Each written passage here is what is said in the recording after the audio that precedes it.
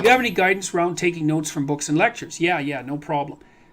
Like, don't be taking notes during the lecture exactly, because then you're not listening to the lecture.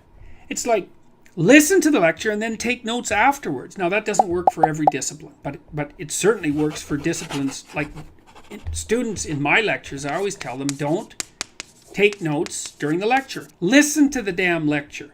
You can take notes afterwards, because what that does is force you to practice remembering. And then with regards to books, it's like, read, don't highlight, don't underline. Like that, I think that that's just rubbish. I think it's pseudo work. Read a couple of paragraphs or maybe an essay, something like that, depending on the density of the book.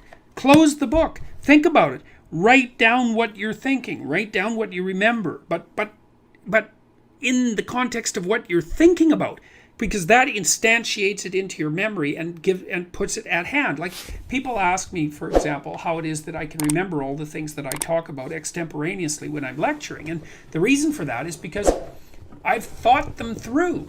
You know, I read them and I think, oh, okay, well, that's an interesting idea. How does it relate to all these other ideas that I know?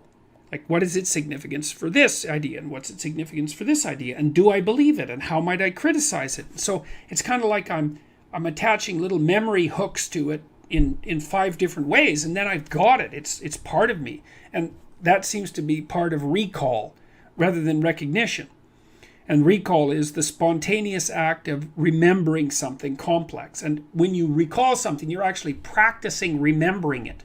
And that's what you need to do if you want that to be part of you. So I would say separate out the function of reading and note-taking. So read, think, write. But don't like read a sentence and then write down that sentence. That's not helpful.